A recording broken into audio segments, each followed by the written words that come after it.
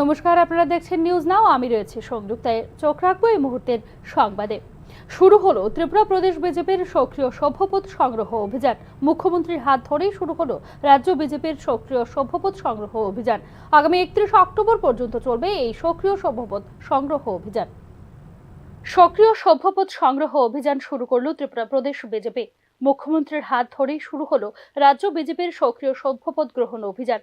আগামী 31 অক্টোবর পর্যন্ত চলবে এই সক্রিয় সভ্যপদ সংগ্রহ অভিযান। প্রথম দফায় রাজ্যে 3 সেপ্টেম্বর থেকে সদস্য সংগ্রহ অভিযান শুরু হলো ত্রিপুরা প্রদেশ বিজেপি এবং তা চলে 25 সেপ্টেম্বর পর্যন্ত।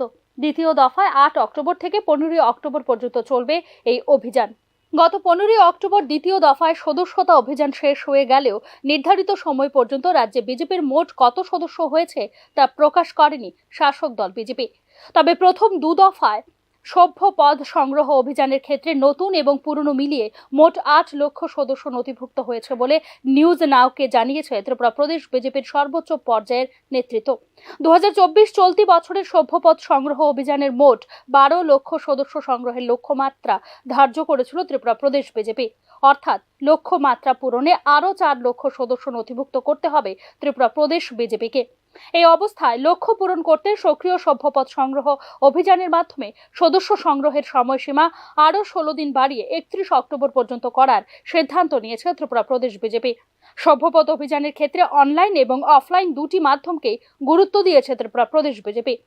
ত্রিপুরা প্রদেশ বিজেপির সভ্যপদ সংগ্রহ অভিযানকে সফল করে তোলার জন্য রয়েছে বিজেপির সর্বভারতীয় সাধারণ সম্পাদক দুষ্যন্ত কুমার গৌতম থেকে শুরু করে প্রাক্তন সর্বভারতীয় সহসভাপতি দিলীপ ঘোষ, আসাম ত্রিপুরা সংগঠন মন্ত্রী রবীন্দ্র রাজু, মুখ্যমন্ত্রী ডক্টর মানিক সাহা, বিজেপির প্রদেশ সভাপতি রাজীব ভট্টাচার্য সহ দলীয় মন্ত্রী, বিধায়ক, প্রদেশ নেতৃত্ব এবং বিভিন্ন মোর্চার প্রদেশ সভাপতিরা।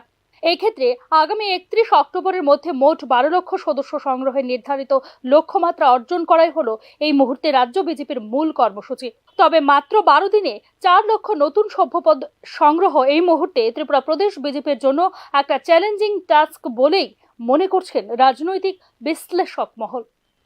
ব্যুরো রিপোর্ট, নিউজ নাও। ভয়াবহ একটি যান দুর্ঘটনায় নিহত এক যুবক, নাম হৃদয় মালাকার। শুক্রবার রাতে আগরতলার বাদারঘাট টিভি টাওয়ার সংলগ্ন মিলনচক্র এলাকায় ঘটে এই দুর্ঘটনা। প্রায় প্রতিদিনই শহরের বিভিন্ন জায়গায় এমন ভয়াবহ যান দুর্ঘটনার শিকার হতে হচ্ছে রাজ্যের মানুষদের। এই দুর্ঘটনায় মৃত্যুর হারও নিছক কম নয়। এখন প্রশ্ন, এর জন্য দায়ী কারা? কখন সংশ্লিষ্ট দপ্তর এই ব্যাপারে সঠিক পদক্ষেপ বা যানবাহনের গতি নিয়ন্ত্রণ করতে আইনত ব্যবস্থা গ্রহণ করবেন? একদিকে বেপরোয়া ও লাগামহীন গতিতে যান চলাচল ও অন্যদিকে রাজ্য ট্রাফিক দপ্তরের চরম গাফিলতির শিকার হতে হচ্ছে রাজ্যের সাধারণ মানুষকে। কবে সম্বিত ফিরবে ট্রাফিক দপ্তর ও সংশ্লিষ্ট দপ্তরের? দুর্ঘটনা সম্পর্কে স্থানীয় এডিনগর থানার ওসির কাছে জানতে চাইলে তিনি বলেন, বাদারঘাট টিভি টাওয়ার সংলগ্ন এলাকায় দুর্ঘটনায় মারাত্মকভাবে জখম হয় বাদারঘাট মাতৃপল্লী এলাকার হৃদয় মালাকার নামে এক যুবক। দুর্ঘটনার পর ফায়ার সার্ভিসের কর্মীরা এসে তাকে হাসপাতালে নিয়ে গেলে সেখানেই তার মৃত্যু হয়। তবে দুর্ঘটনার কারণ সম্পর্কে তিনি কোনো সঠিক তথ্য দিতে পারেননি। এ ব্যাপারে তদন্ত করা হবে বলে তিনি জানিয়েছেন। বাইকের সাথে কোলাশন হয়েছে, কিন্তু আমরা স্পটে একটা বাইক পেয়েছি, বাকিটা তদন্ত করে আমরা দেখব। যদি অন্য কোনো বাইকের সঙ্গে বা কোনো সংঘর্ষ থাকে আমরা এটাকে নির্বাহী করে কেস নিয়ে তদন্ত করে আমরা এটা করব। এভাবেই সংগঠিত ঘটনার তদন্ত চলতে থাকবে বলে নিজেদের দায়িত্বটুকু পালন করেন পুলিশ বাবুরা। কিন্তু আদৌ কি সংশ্লিষ্ট দপ্তরের ঘুম ভাঙবে? প্রশ্ন একটাই। ব্যুরো রিপোর্ট, নিউজ নাও। শেখ হাসিনা ভারতেই আছেন। আপাতত ভারতেই থাকবেন বাংলাদেশের সাবেক প্রধানমন্ত্রী শেখ হাসিনা এবং তার সম্পূর্ণ নিরাপত্তার দায়িত্ব নেবে ভারত। বিষয়টি স্পষ্টভাবেই জানিয়ে দিল নতুন দিল্লি। বাংলাদেশের শীর্ষ আদালত যখন শেখ হাসিনাকে বাংলাদেশে নিয়ে আসার নির্দেশ দিলেন বাংলাদেশের তত্ত্বাবধায়ক সরকারকে, ঠিক সেই সময় শেখ হাসিনা ভারতেই থাকবে এবং তার সম্পূর্ণ নিরাপত্তার দায়িত্ব নেবে ভারত বলে জানিয়েছে পররাষ্ট্র মন্ত্রক। বাংলাদেশের সাবেক প্রধানমন্ত্রী শেখ হাসিনা এখনো ভারতেই রয়েছেন বলেও জানিয়েছে দেশের পররাষ্ট্র মন্ত্রণালয়। এক সংক্ষিপ্ত নোটিশে তিনি ভারতে আছেন ও তিনি এখানেই থাকবেন বলে শেখ হাসিনার থাকার বিষয়ে স্পষ্টীকরণ দিয়েছে ভারতের পররাষ্ট্র মন্ত্রণালয়। উল্লেখ করা যেতে পারে, ছাত্র জনতার অভ্যুত্থানের মুখে গত 5 আগস্ট শেখ হাসিনা ভারতে চলে আসেন। তারপর থেকেই তিনি অবস্থান করছেন ভারতে। শেখ হাসিনা ভারতে কতদিন থাকবেন সেই বিষয়ে এখনো কিছু জানানো হয়নি স্পষ্টভাবে। তবে শেখ হাসিনা ভারত থেকে অন্য দেশে চলে যেতে পারেন বলেও জানিয়েছে বিভিন্ন সংবাদ মাধ্যমগুলি। অল্প সময়ের নোটিশে তিনি ভারতে আসার অনুমোদন চেয়েছিলেন বলে শেখ হাসিনা দিল্লিতে পৌঁছানোর একদিন পরে জানিয়েছিলেন ভারতের পররাষ্ট্রমন্ত্রী এস জয়শঙ্কর। এদিকে বৈষম্য বিরোধী ছাত্র জনতার আন্দোলন চলাকালে গত জুলাই আগস্টের গণহত্যার মামলায় সাবেক প্রধানমন্ত্রী হাসিনার বিরুদ্ধে গ্রেফতারি পরোয়ানা জারি করেছে আন্তর্জাতিক অপরাধ ট্রাইব্যুনাল। একই সঙ্গে তাঁকে 18 নভেম্বরের মধ্যে আন্তর্জাতিক অপরাধ ট্রাইব্যুনালে হাজিরের নির্দেশ দিয়েছে আদালত। এর মধ্যে ভারতের এ ধরনের মন্তব্য যথেষ্ট তাৎপর্যপূর্ণ বলেই মনে করছেন আন্তর্জাতিক মহল। ব্যুরো রিপোর্ট, নিউজ নাও। ফের 48 জন ভারতীয় জেলেকে আটক করল বাংলাদেশের নৌবাহিনী।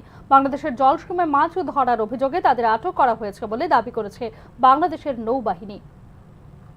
কিছুদিন আগেই দুটি ট্রলার সহ 31 জন ভারতীয় জেলেকে আটক করে বাংলাদেশ নৌবাহিনী। ফের 48 জন ভারতীয় জেলেকে 3টি ট্রলার সহ আটক করা হয়েছে বলে নৌবাহিনী ও কোস্ট গার্ডের উদ্ধৃতি দিয়ে পুলিশ জানায়। বাংলাদেশের মংলা বন্দরের অদূরে ফেয়ারওয়ে সংলগ্ন গভীর সমুদ্র থেকে জেলেদের আটক করা হয়েছে। এই বিষয়ে বিস্তারিত জানিয়ে মংলা থানা পুলিশের ওসি মোহাম্মদ আনিসুর রহমান বলেন, 3টি ট্রলার সহ 48 জন ভারতীয় জেলেকে পুলিশের কাছে হস্তান্তর করেছে নৌবাহিনী ও কোস্ট গার্ড। অবৈধভাবে অনুপ্রবেশ করে মাছ ধরার অপরাধে কোস্ট গার্ড ও নৌবাহিনীর পক্ষ থেকে পৃথক মামলা দায়েরের প্রস্তুতি চলছে। উল্লেখ করা যেতে পারে, বাংলাদেশে ক্ষমতার পরিবর্তনের পর ঢাকার সঙ্গে নয়াদিল্লির সম্পর্ক আগের মতো মধুর নয় বলেই রাজনৈতিক বিশ্লেষকদের মতামত। বিস্তীর্ণ সমুদ্র সীমান্ত নিয়ে থাকা দুটি দেশের মধ্যে তাই পরপর ভারতীয় জেলেকে আটক করার ঘটনাকে বিশেষ দৃষ্টিতেই দেখছে সংশ্লিষ্ট মহল। ঢাকা থেকে মনির হোসেনের রিপোর্ট, নিউজ নাও। বিশ্বের যে 5 দেশে সবচেয়ে বেশি মানুষ দারিদ্র্যের মধ্যে রয়েছেন তারই একটি হলো ভারত। ভারতে প্রায় 23,40,00,000 মানুষ দরিদ্র। নিজের রিপোর্টে এই তথ্য প্রকাশ করেছে রাষ্ট্রসংঘ। বিশ্বের যে 5 দেশে সবচেয়ে বেশি মানুষ দারিদ্র্যের মধ্যে রয়েছেন তারই একটি হলো ভারত। ভারতে এখনো 23,40,00,000 মানুষকে দারিদ্র্যের মধ্যে জীবনযাপন করতে হচ্ছে। নতুন এক প্রতিবেদনে এই তথ্য দিয়েছে রাষ্ট্রসংঘ। রাষ্ট্রসংঘের মাল্টি ডাইমেনশন পভার্টি ইন্ডেক্স অনুযায়ী বিশ্বজুড়ে 110 কোটি মানুষ চরম দারিদ্রতার মধ্য দিয়ে দিন কাটাচ্ছেন। এর মধ্যে প্রায় অর্ধেক অর্থাৎ 48.1% শিশু নয়তো কিশোর, আর তার মোটামুটি 1/4 ভারতীয়। সহজ করে বললে বিশ্বের 4 জন গরিব মানুষের 1 জন থাকেন ভারতেই। বিশ্বব্যাপী বহুমাত্রিক দারিদ্র্য সূচক 2024 সংখ্যাতের মধ্যে দারিদ্র্য শিরোনামে ইউএনডিপির সঙ্গে অক্সফোর্ড বিশ্ববিদ্যালয়ের Oxford poverty and human development ইনিশিয়েটিভের যৌথ উদ্যোগে প্রকাশ করা হয়েছে এই রিপোর্ট। প্রকাশিত প্রতিবেদন অনুযায়ী চরম দারিদ্র্যে দিন কাটানো 110 কোটি মানুষের প্রায় অর্ধেককে থাকেন ভারত সহ 5 দেশে। ভারতের পরে রয়েছে পাকিস্তান, ইথিওপিয়া, নাইজেরিয়া ও Democratic Republic of Congo. Multi dimension poverty ইন্ডেক্সটি নিরক্ষর, বাসস্থান, নিকাশি, বিদ্যুৎ, রান্নার জ্বালানি, পুষ্টি ও স্কুলে উপস্থিতির মতো সূচকগুলি ব্যবহার করে দারিদ্র্যের মাত্রা নির্ধারণ করেছে। রিপোর্টে জানিয়েছে, দক্ষিণ এশিয়ায় 27,20,00,000 পরিবার এমন রয়েছে যেখানে অন্তত একজন অপুষ্টিতে ভুগছেন। গবেষণা অনুযায়ী যুদ্ধ বিধ্বস্ত দেশগুলিতে দারিদ্র্যের স্তর অন্যান্য দেশগুলির তুলনায় উল্লেখযোগ্যভাবে বেশি। 112টি দেশ ও 630 কোটি মানুষের উপর পরিচালিত এই গবেষণায় দেখা গেছে 110 কোটি মানুষ চরম দারিদ্র্যে বসবাস করছে, যাদের মধ্যে 45,05,00,000 অর্থাৎ প্রায় 40% মানুষ সংঘাতের ছায়ার মধ্যে রয়েছে। সংঘর্ষ বিধ্বস্ত দেশগুলিতে পুষ্টি, বিদ্যুৎ, পানীয় জল ও নিকাশি ক্ষেত্রে বড় ধরনের বৈষম্য দেখা গেছে। রাষ্ট্রসংঘ প্রকাশিত রিপোর্ট অনুসারে প্রায় 58,04,00,000 শিশু চরম দারিদ্র্যের মধ্যে রয়েছে। বিশ্বব্যাপী শিশুদের মধ্যে এই হার 27.9%। এর তুলনায় প্রাপ্তবয়স্কদের মধ্যে এই হার 13.5%। সংঘাতপূর্ণ অঞ্চলে শিশু মৃত্যুর হার 8%, যেখানে শান্তিপূর্ণ দেশগুলিতে এই হার 1.1%। বিশ্বের সবচেয়ে বেশি সংখ্যক চরম দারিদ্র্য জনগোষ্ঠীর ভারতে বাস করে বলে রিপোর্টে উল্লেখ করেছে ইউএনডিপির প্রধান পরিসংখ্যানবিদ ইয়ানচুন জাং। রাষ্ট্রসংঘের এই প্রতিবেদনে দারিদ্র্য বিস্তারে গ্রাম শহরের ফারাকটাও তুলে ধরেছে। রিপোর্ট জানিয়েছে, গরিব মানুষের 83.7% গ্রামে থাকেন। বিশ্বজুড়ে শহরের তুলনায় গ্রামের মানুষের মধ্যে দারিদ্র্য অনেক বেশি। সামগ্রিকভাবে বিশ্বের গ্রামীণ জনসংখ্যার 28% গরিব। তুলনায় শহরের মানুষের মধ্যে গরিব 6.6% বলে জানিয়েছে রাষ্ট্রসংঘের রিপোর্ট। ব্যুরো রিপোর্ট, নিউজ নাও।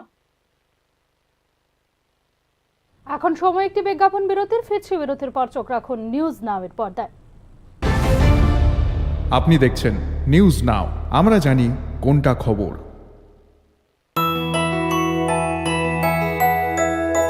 স্বাদে ভরা ঘিয়ের সুবাস লংতরায়, কি ভালো খেতে।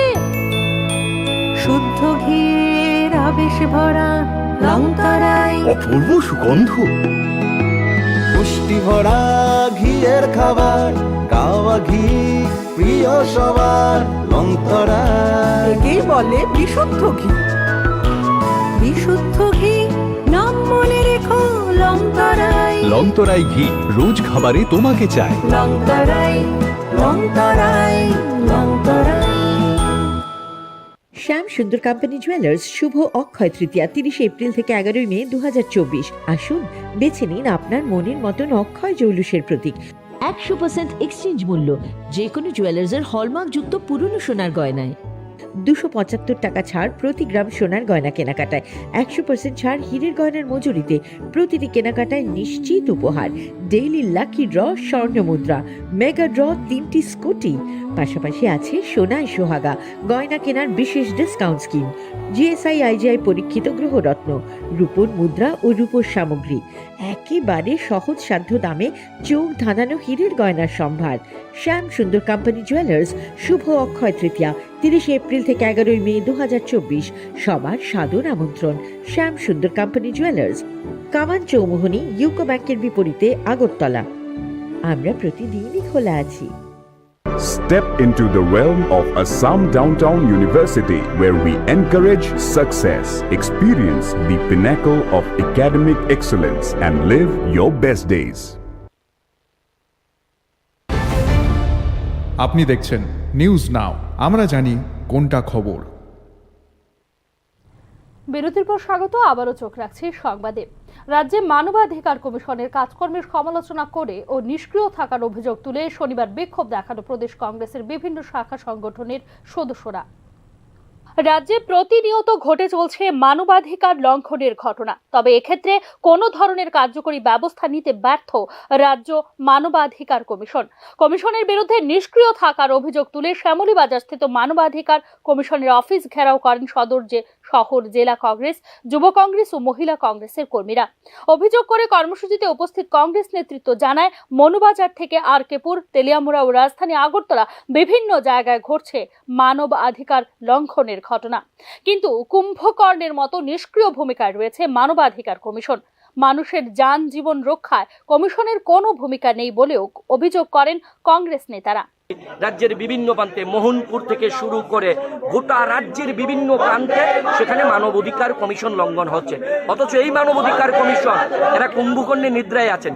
একটি জায়গা তো ভিজিট করেনি, সরজমিনে দেখা করেনি, একটি মামলাও তারা নেয়নি। কোথায় আছে মানবাধিকার কমিশন? কোথায় আছে পুলিশ অ্যাকাউন্টেবিলিটি কমিশন? এর বিরুদ্ধে আমরা প্রতিবাদ জানাতে আজকে আমরা এখানে এসেছি।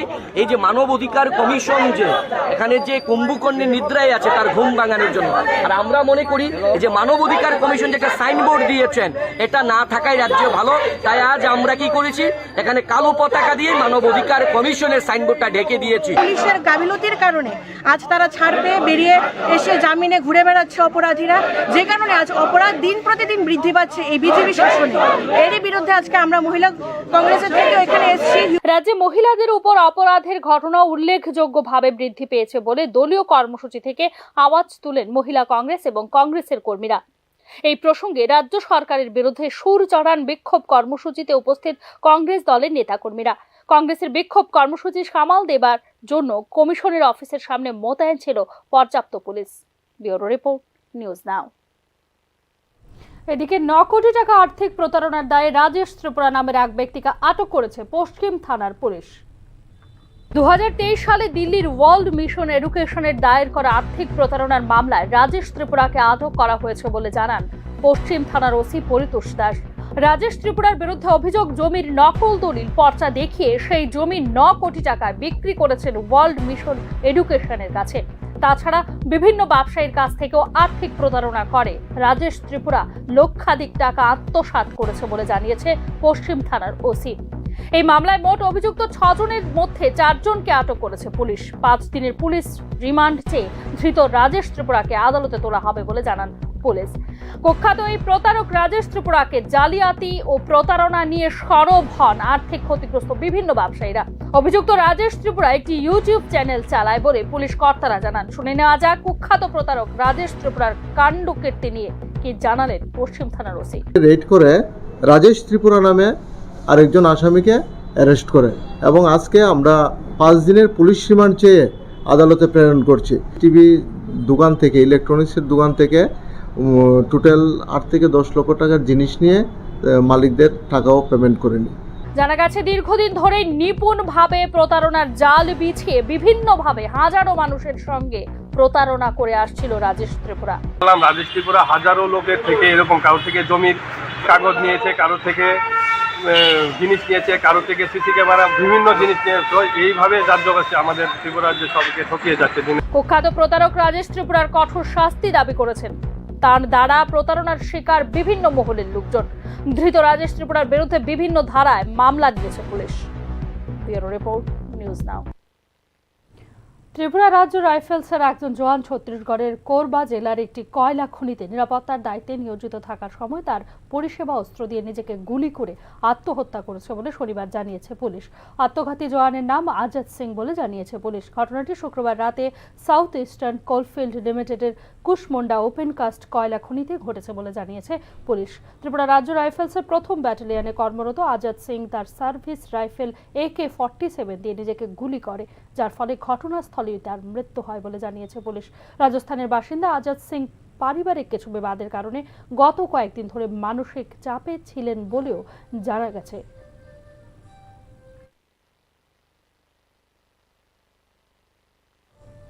এখনকার মতো সংবাদ এখানেই শেষ করছি। অন্যান্য আপডেটস পেতে চোখ রাখুন নিউজ নাও এর পর্দায়।